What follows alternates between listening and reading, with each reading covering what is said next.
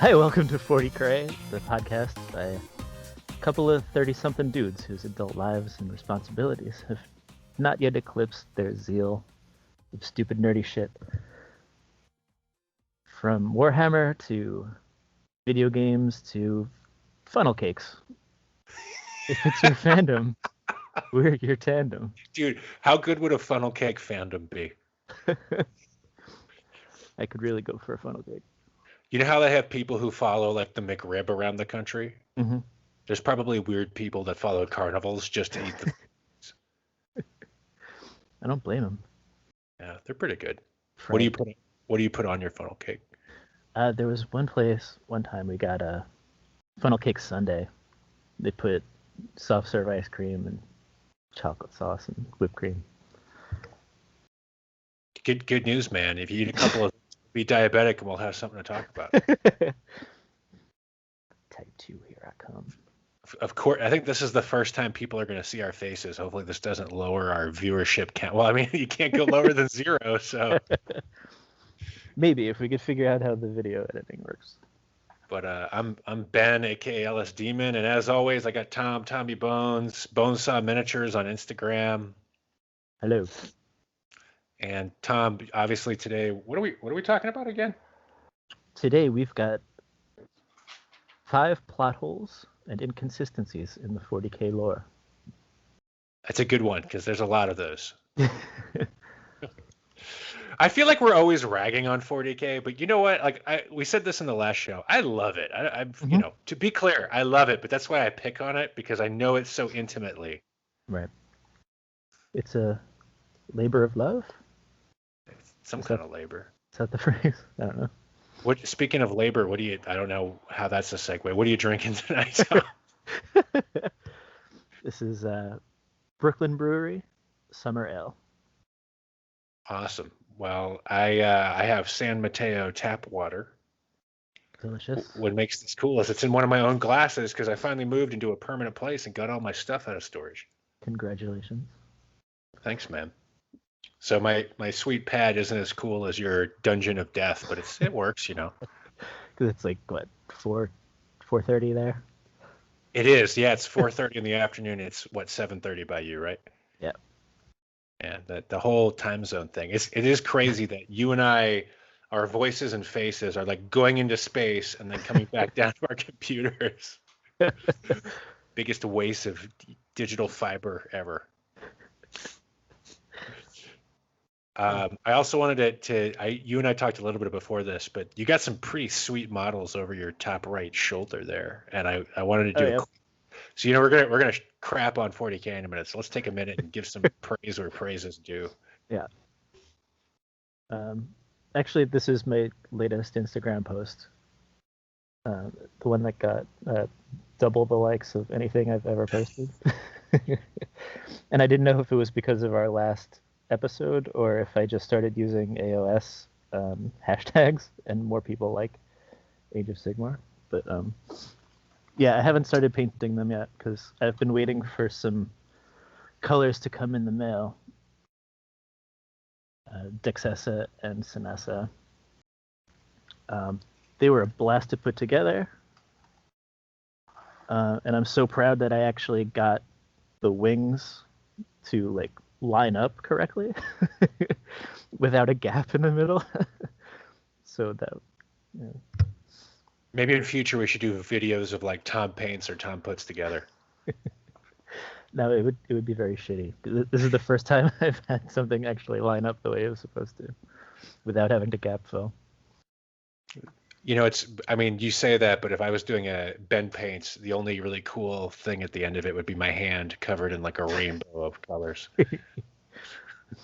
Yeah. I hope that stuff's not poisonous, because if it is, I'm doomed. Just don't inhale it. Oh, don't inhale it? Yeah. All right. Well, Tom, it's been an interesting week. We are just coming off of our 3-part interview series with Alpha Busa and Speaker D. Awesome dudes. Awesome dudes. Warhammer Plus just gave us some more details. Yeah. What do you think? You gonna invest in it or maybe not? I'm still on the fence, I think. It's fairly cheap. Yeah. I'm not quite sure yet what we're going to get as far as video content. Probably not going to use the White Dwarf issues or anything like that. I just know myself. I'm not going to read backlog. But yeah, seems cool. What do you think? I think I'm going to give it a try. Like, I want to be supportive, and I've been pretty impressed so far with the miniatures that are related to it. I think that's an interesting inducement, which on the one hand probably reflects that they know that there's not enough content to attract people, so they have to have a limited edition miniature. Right, but they look sick. Yeah, the assassin in the statue. So I'll probably do the year because I think it's a little less expensive, right, and give it a try. And if after a year I'm like, then didn't invest too much, and at the least we have something to talk about. True. And it was fun you mentioned that it was like the WWE streaming service. $5.99 per month. How much is it? $9.99. Yeah, well, $5.99, but yeah. But then that made me think, well, even the WWE network failed after a while. It was a standalone thing. It didn't do well, and now it's a part of the Peacock. Oh, that's right. It's on Peacock now, right? Yeah, it's not a standalone thing anymore. So, but not to get off on a crazy tangent, that might also be because there's a lot of rumors that Vince is trying to sell WWE. Oh. Is it? Wait, so you haven't heard this yet, right? No. So there's a theory. They hired a new guy to come in and clean up shop, lower costs, get it to look like a pretty good business model. And that's also why they're getting rid of a lot of superstars, is to kind of cut the overhead that's associated with the company. So there's a lot of rumors swirling that Vince is looking to sell WWE. Interesting. And so that might fit in with this, the whole getting rid of the network. Huh. What is that going to do for Triple H and Shane McMahon? Hopefully make them go to AEW, which is a far superior wrestling product. New Japan. Yeah, well, New Japan too. All right, you ready to talk some plot holes? Yes. All right. You want to go first or second this time? Doesn't matter. I mean, I know a couple of yours, and I think I agree with two of them. How do you know mine? You reading my mind again? Yeah, sorry. Get out of my head. My psycher abilities. Sorry. You're unsanctioned. All right. Well, how about I'll start then? And yeah, there's definitely going to be some overlap. These aren't in any particular order. I just kind of took some rando notes today. I've been thinking about some of these for a while. My number one, and let me actually, before I do that, this is annoying because I was like, my number one, and I'm going to pause. But these aren't just plot holes. These are story elements, which I think need to be retconned too. Okay. So my number one is the lost Space Marine Primarchs. Yeah. Is that on your list? Yes. Okay. So my thought on this, I understand why they did it originally. It was so that people had the flexibility to invent their own Space Marine Legion and feel like it was canon.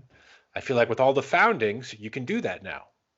So there's no reason to need those two blank, kind of statue pedestals. Right. I also think in the fiction, the fluff, the whole piece that, there's a famous scene where Malkador punishes Horus in the moment for even threatening to talk about these two individuals, these two Primarchs of the 2nd and 18th Legions. Yeah. Yeah, for those who don't know, there were originally, according to the fluff, 20 Primarchs. 2 of them were stricken from the records, but 18 are still known. And the problem is you have 9 of those that did horrible, heinous things, Horus himself, and yet he wasn't stricken from the records. So there's nothing in the story that could make sense for why these 2 are stricken and all these other traitors weren't. What do they have to do? Unless there was some sort of failure of the gene seed and they weren't viable once the Emperor got back to their whatever planet they landed on. I don't know. I would just make it that. I would retcon the scene with Malkador we don't want to pretend like they never existed, because then you'd have to mess with all the number legions, because Alpha Legion is 20th Legion, and I think Word Bearers are 19th. I would just say he had created other legions and they failed. Right. There was never, the Primarch didn't come to fruition. He was experimenting. It didn't work. They were all girls. Oh my gosh. Do you think that that's why they're stricken from the record? Only boys in this club. Oh my, because we know famously, at least according to Emperor Text-to-Speech, the Emperor thinks girl Space Marines are gross. They are, yeah. So that's, you know what? That's my new headcanon. The 2nd and 18th Legions ended up being female. Because you know what? They all have gene seed mutations. So what's to stop the Y chromosome from mutating into another X? Or having both, and then it's some kind of, hermaphroditic Primarch, and that's just too weird to think about. That too. Not weird because we don't like it or are judgmental. Weird because the Emperor wouldn't be able to deal with it. So it's all the Emperor being prejudiced. We're in his shoes in this. Yes. Yeah. So I say fix it. It doesn't make any sense. It hurts the story. It's distracting. Just retcon it. Just be like, hey guys, sorry, this made sense. Now it doesn't. Horus, yeah, he didn't get yelled at by Malkador. That's dumb. Yeah. Right. The Lost Primarchs, I had that as well. Okay, so that's well, look, we're already making progress. That's our discussion. All right, good night, everyone. All right, what's next on your list? Other than the Lost Primarchs. The other one I think you have in mind is how come the Emperor couldn't predict the Horus Heresy? Oh, you know what? Not on my list, but that is absolutely, yes. Oh my God, that's so obvious. All right, tell me more. So the Emperor, he has precognition. What is it? In Master of Mankind, the Emperor says that he can see the destination. He knows what awaits him, but he doesn't know the path to get there. Right? So he can, I think somebody said it was like seeing an island on the horizon, but not knowing what tides and sandbars are in the way. But, you can see the destination. You have to know being comatose on a golden throne is the end game, right? It doesn't matter how it gets there. You know something's fucked, right? So, Tom, that was an extremely precise analysis, and I agree 100%. I don't have precognition. Mm-hmm. If I did, I probably wouldn't be sitting in a little tiny apartment in the middle of nowhere, California, doing the things I do. I'd be a millionaire, or probably dead. Anyway, that's neither here nor there. The point is, I'm trying to say I'm not the smartest guy in the world. You have a Primarch named Angron who's very angry and has a lobotomy with, anger-inducing machinery in place of part of his brain. Mm-hmm. Maybe don't give him, 10,000 super powerful Space Marine guys, and maybe try to be nice to him or, listen to him. You don't need to be an all-powerful, all-knowing God to not be a horrible father and a really bad judge of how to help people, grow. There is a lot of fan theories about this, though. I was reading that, some people think that the Emperor struck a deal with the Ruinous Powers, that they could have half of his Primarchs, to just sort of let the Emperor do his thing and let humanity survive for a while he worked on the Webway project in secret in order to sort of renege on that deal. But there's a lot of things he did know that Horus would rebel. He was prepared for it. It was just a part of his plan, and then he got outplanned by Tzeentch. So. Yeah. So on the fan theory thing, there are some interesting points to that, because you're right. I'm reading a lot of the heresy books, as we always say, and at no point is the Emperor like, "Oh, I didn't expect that." He's always like, yeah, all right, yeah, Horus is a rebel. He's never like hurt about it. You know what I mean? He's not like, Horus, how could you? He's like, yep. Right. So there, I see something there. On the flip side, I feel like, didn't he already renege with the ruinous powers after Moloch? Because I think he did something. That's why they hate him. They call him anathema. And also, they stole all the Primarchs and shot them into space to to the four winds, so to speak. Mm-hmm. And certainly that wasn't playing by the rules. So I don't buy, like, I don't know. I don't think it was because of that, but it might have been there's some ulterior motive that we're not privy to. Horus does say, one of the books, kind of like, he says something like, "Why did I get the broken Primarchs?" So maybe that was intentional. The Emperor offered up the shitty ones that he knew would not succeed. So I guess I don't have this on my list, but I'll add to it. Tom, I think this is a great call out. How did the Emperor not see what was coming? I'm going to say Emperor terrible at reading people. That's really not believable. Like, the whole Leman Russ Magnus thing, entirely predictable. The way Magnus kind of was treated in the Council of Nicaea, the whole Webway thing, I think that was entirely predictable. Perturabo being bitter. It's funny. I don't know if there's something to be said when you start like identifying with the traitor Primarchs. Does that mean? But I read Angel Exterminatus, which is the one about Fulgrim becoming a demon prince and Perturabo and his relationship. And I just really was like, man, Perturabo is a really relatable character. Mm-hmm. Like, and if I can feel that, how come the Emperor can't? Anyway, good stuff. You ready for my next one? It's kind of related. Mm-hmm. I didn't pick the Emperor one because I was trying to find some Xenos and non-Imperial ones. Okay. So I do have some Xenos coming up for our Xenos fans. I know that it shouldn't be all Imperium, but that said, there's way more story about Imperium, so there's way more plot holes to be had. Right. So this is one more Imperium one. It's not on the same scale as what we've talked about, but after like 2 or 3 books getting to know Perturabo, I don't think there's any way he would have been a demon prince. No, I could see him going into the Eye of Terror and kind of licking his wounds and, thinking about everything he lost. I don't think he would ever want to achieve apotheosis in the same way they did, because he would see it as an ultimate failure. And I really just don't find that believable. So maybe it was a punishment. Maybe. But the way, okay, done. Moving on. The way it was depicted in some of the books, it applies like he just goes like full bore, like smoking the chaos, crayon or whatever the expression is. Smoking a crayon. Smoking the crayon. What is that? Yeah, I'm smoking a crayon. Clearly, I've been smoking crayons. But anyway, small. Yeah, look, I'm sure there's tons of theories. I was scraping to come up with 5, just because I forgot in the last minute we were doing this. So there's my Perturabo wouldn't be a demon prince. Not as good as the others. All right, back to you, Tom. All right. So I guess the next one is, these are in no particular order.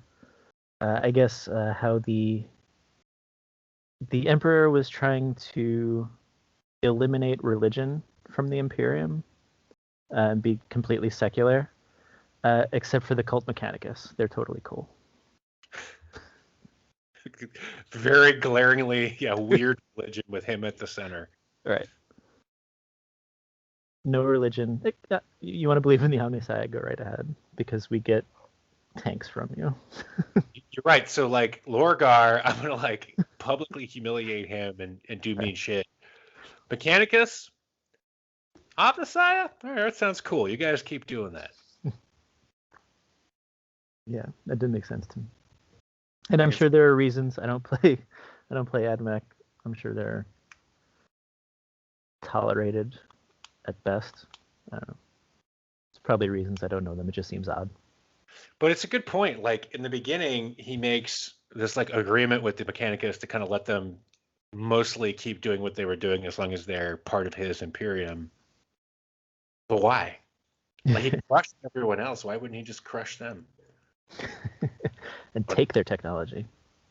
Unless, I could think of maybe a story about like the fact that there's that Catan, what is it, the Void Dragon at the heart of Mars. That's the Dragon of Mars. Mm. And maybe he needed the Mechanicus to keep that thing down. I don't know. But you're right. It's stupid. Yeah. All right. All right. You ready for my next one? Do it. The Ynnari and the Yniad. Yniad. How do you pronounce that? Yniad? Yniad? Yniad? Okay, we'll go with your Yniad. In need. I need a doctor. Okay. I need a beer. Yeah, what? It's not even a plot hole. It's just because you guys never finished the story. So they're going to resurrect the god of death. There's all these like machinations that Speaker D talked about in one of the last episodes, where Eldrad, everyone's going to die in the Eldar Empire and then come back after the Spirit Stones are used to conjure up Yniad. Mm-hmm. Where is it? What happened? Did you guys forget? It was a pretty cool story too. I liked it a lot. They just lost interest. So, fuck it. No one cares. That's Eldar. Nobody. Well, all the Eldar players, no! Like they're like turning over benches and lighting things on fire. Stop! Please!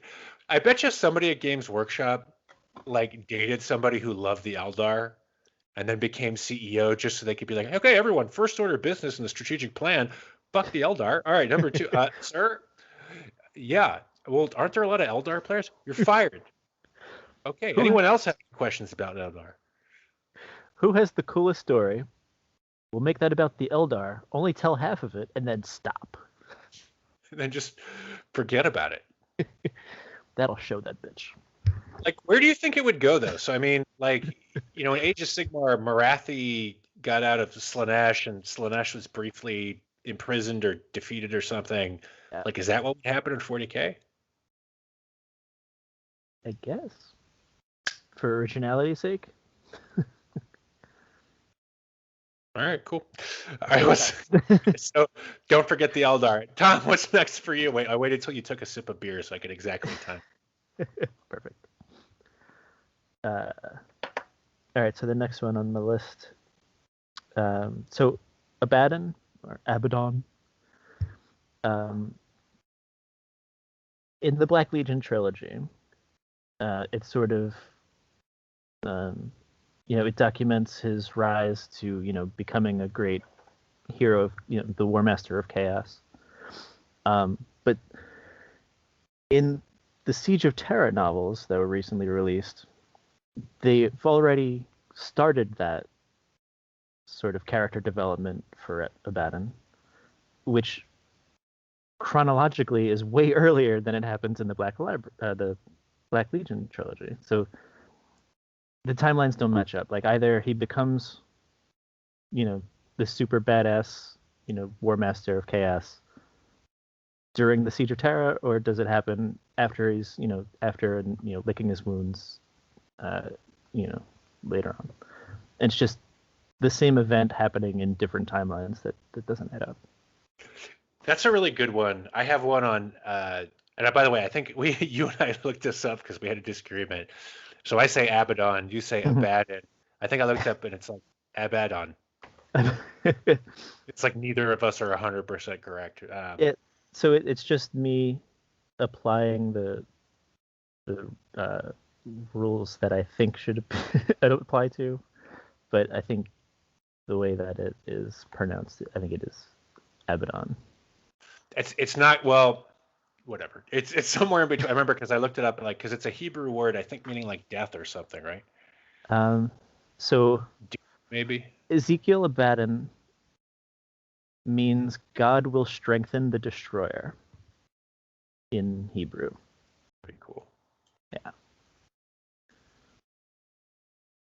All right, this is the moment where we pause and look up Abaddon, Hebrew. I mean, but there's a lot of proper names, I guess, that are. Oh, it means destroyer. That's super cool. Like the Primarch of the Ultramarines. Oh, you mean Rodent Guillotine? You have to admit that's a French name, right? Oh, it seems very. Oh, yeah. Well, hold on. Are you going to talk about Primarch names? Yeah. What about Lion L. Johnson? Dumbest fucking name. But Reboute Guilliman, you have to admit it's a French name, right? So in French, it would be pronounced Wobu Guimont. But nobody calls him Wobu, because that's fucking silly. So it's just a matter of pronunciation, It's however is, whatever they think is proper. Hold on, if we're bitching about Primarch names, Lionel Johnson, who was one of my favorite Primarchs when I was a kid. I mean, he's named after Lionel Johnson, like a puppet. But the way they explain it, it's like, oh, L. Johnson means of the forest. I'm like, no, it fucking doesn't, you idiots. Stupid. Lionel Johnson was Oscar Wilde's boyfriend. Oh, is that who it was? Yeah. All right, well then he's a cool dude, but not a cool Primarch name. Just call him Lionel Johnson and be like, oh, his nickname's Lion. Not like, oh yeah, L. Johnson is of the forest. You know what? Hold on. That's going on my list. That's a plot hole. That's so stupid. Lion means lion, but L. Johnson means of the forest. Lions don't live in the forest, jackass. That's also fair. Okay, so the whole thing about different timelines, absolutely. Yeah. I also think I really hate, and I'm going to talk about this later on, the different ways different characters are depicted. So, if I think of Dorne, there's one book where what is it, Nathaniel Garrow, I think, or Darviel Loken tells him Horus betrays you, and he just like goes berserk and almost kills him. And then in another one, he's a pretty chill dude. Character. Yeah, Lorgar's different, Fulgrim's different. It's just the mismatched expectations of characters. Anyway, so I definitely agree with that. I have a different one on Abaddon though, the 13 Black Crusades. Yeah. No, you can't. Basically, they need a MacGuffin to explain, like, oh, chaos is coming back. You can't fail that many times and still be the War Master of Chaos. They did try to retcon that, to be fair. He failed intentionally. No. It was obviously a ploy to make them the bad guys and sell models. But, he did succeed eventually, right? In what? He killed Cadia, but according to another conversation, that might be better for the Emperor. Fuck Cadia. Yeah. I didn't hear no bell. Anyway. The planet broke before the guard. So, but one more thing on this. If you're the War Master of Chaos, nobody knows what your plan is. That means you haven't told anybody, because if you've told people, eventually it's going to get out. You're really saying that all those Chaos mofos are going to sign up for another Black Crusade without knowing why. Like, well, they failed 11 times. Well, they failed 12 times. Well, this one's got to be right. No, it's stupid. 13th time's charm, man. It's dumb. Also, where are all these Chaos people coming from? Like, sometimes I do the math, and I'm like, okay, there were 10,000 in each legion. All of them got wiped out. Then they went to the Eye of Terror. Then they fought amongst each other, but they have enough people left over. Because it's super difficult for Chaos Marines to replenish their ranks. Yeah.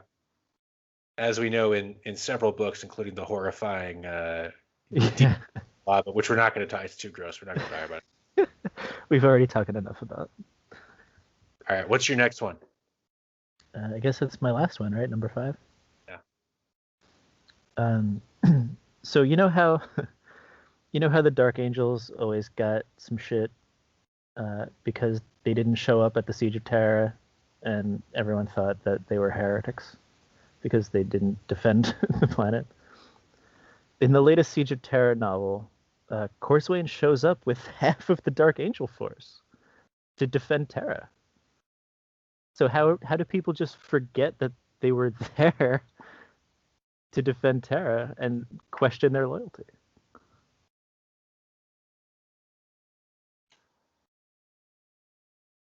I don't have an answer. How does that make sense? Yeah.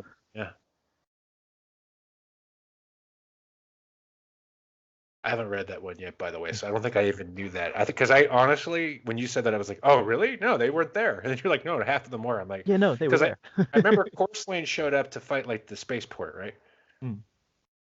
Or whatever. But okay, well, It's pretty dumb. Big gulps, huh? Big gulps. All right. Want to hear my last one? Do it. I got nothing. Like, that's a great point. That's really stupid. All right. My last one is just the relative size and scale. So I have a specific one, but we talked about different depictions of people. I also hate where in one book you'll have like a Primarch. Oh, Mortarion is the biggest, baddest, motherfucker you've ever seen. He's gonna Oh, he's so deadly. And then Calidor Drago. Oh, he's so badass. He beat him up, ripped him open, and then wrote his initials on his heart with a little love heart with mom in the middle and an arrow through it.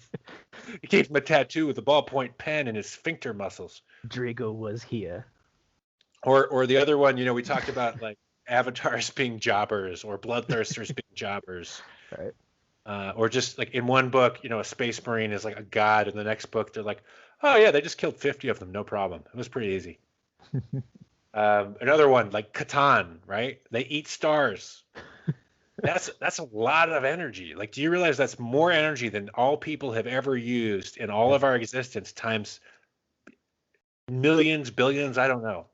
It's unfathomable. But Catan including the 41st millennia. Including, yeah, probably, right? Maybe not. Who knows? But the point is, and then what? Like their whole situation is kind of bullshit. Like something that powerful would be, it's just too inconsistent. I know people be like, well, they got captured or split apart or tricked into eating each other. I don't buy it. You're telling me something that powerful, which would exist in a different dimension of consciousness, could get tricked by this little Necron virus? No way. Yeah, there was a lot of them that came down to just different authors writing for different armies. Obviously, they want their army to come out on top. The codex is going to push the army that you're reading about. So, there's going to be some disagreement there as to who's more powerful than who. I feel like they need some kind of like just 40K Bible that lists out some of this. So here's one. Tier lists. A tier list, sure. Yeah. Oh, okay. So Space Marine beats Avatar, but Avatar beats anything else, but not a Space Marine. Official Warhammer 40K tier list from Games Workshop. But the one that always bothers me, so we talk about Eldar being a dying race. Mm-hmm. How big is Combarog? Because they're like, oh, it's got multiple stars in this little pocket of the webway. Again, even dwarf stars, we're talking about a massive, massive amount of energy, of matter. Right. If you're saying there are multiple, we're talking a pocket of the webway, which is multiple times the size of our solar system. Hundreds of light years. Yeah. And they're saying, oh, well, it's a city. It would have to be the size of a solar system. At least. Potentially. And I know it's cool to say, oh, they captured multiple stars. How? But beyond that, it doesn't feel like a dying race if you've got several solar systems worth of people in a pocket of the webway. It's like, oh, well, we had trillions. Now we've only got hundreds of billions. Well, then you're not dying. You're doing pretty good. You're just less productive than you were before. Maybe declining? Declining is fine, but we're on the verge of. I don't know. I don't fucking buy it. Not endangered. But then I'd also love to know how many craft world are there. Mm-hmm. Like, I don't need an exact number. Just give me like how many billions of Eldar are there out there? Because they make it seem like there's a couple million. There's got to be billions. There's 6. 6 Eldar. Are those the 6 models from like 1989 that have still been around? That haven't been updated yet. Who are the 6? Let's name them right now. There's Jimmy. Bill. I think Legolas is an Eldar. Space elf. I think Dick Van Dyke was an Eldar. Is he still alive? Okay, maybe he still is an Eldar. Betty White is definitely an Eldar. That's how she's still alive. Yeah, her soul is definitely. she has a soulstone brooch that nobody notices. Because she's old and they all wear brooches. All right, so Games Workshop, that's our list. Get your shit together. Also, if you want to hire us to professionally make notes of all this stuff, we're happy to. Thank you for making such a beautiful tapestry of lore and fiction so that we have something to pick on. No, because you know why we're not picking on Star Wars? Because fuck Star Wars. I think, where was I reading or listening to? The Games Workshop in the 80s just didn't care. You know, they made goofy shit like, you know, Clouseau, fucking... Inquisitor, Clouseau, Sherlock, whatever. Yeah, they didn't care. It was just goofy. And then in the 90s, they said, hey, you know, why don't we put some story together? You know, why are these guys fighting? But, you know, not a whole lot of effort. And then after that, it was just kind of like, all right, we're writing all this story now, and it might not mesh with what we've done in the past. You know, there's a whole bunch of things they need to retcon. And I don't know, it started because it was just goofy and fun, and they didn't care. I mean, and I get that. I just think with so many books, I think it's one of the most successful franchises in terms of lore building, because they have a lot of authors, and it's still pretty consistent. Like, all the things we're talking about are troublesome, but not like they don't break it. You know what I mean? They're not like Jar Jar Binks or any of that stupid Star Wars. Dude, the latest 3 Star Wars made me so angry. When I was a kid, I thought Star Wars was pretty cool, you know? The prequels, 1, 2, and 3? No, the ones most recently with gotcha. Yeah. Disney. It's just stupid. Yeah, I didn't even want. To be honest, I stopped at episode 2. The prequels or the original? The prequels. Oh, yeah, then good choice. After Phantom Menace and Jar Jar Binks, I said, this is fucking bullshit. I hate Star Wars now. Jar Jar Binks. Who's the Jar Jar Binks of 40K? In closing, that's what we'll figure out. Who's the Jar Jar Binks of 40K? Caldor Drago. If Jar Jar Binks could single-handedly destroy the Sith by himself, yeah, I would say. Misa gonna give you prison tat on your heart. Fucking Mary Sue. What did we say Rabute Gieman's real name is? Wobute. Wobu Gimo. Wobu Gimo. He best friend. Wobu. God damn it, Caldor. What are you doing here? God damn it. Don't you have the Eye of Terror to just poke? Go unmolested. All right. Well, with that, as always, don't forget to mash the like and subscribe button. Now we can actually say that because we're on YouTube. Sweet. Do it for real this time. Good fight, good night. Suck it. Scruff McGruff, Chicago, Illinois, 60652. Help me take a bite of the crown. What happens? What happens? You're going to space camp. Kablam! Thunder Girl. She flies like thunder. The Flesh. He's super strong and super naked. Stinky Diver. And Melt Man with the power to melt. Yeah. I'm so old, Tom. So old. That was like 20 years ago. Yeah, probably. I'm not even going to dispute that. All right. End transmission.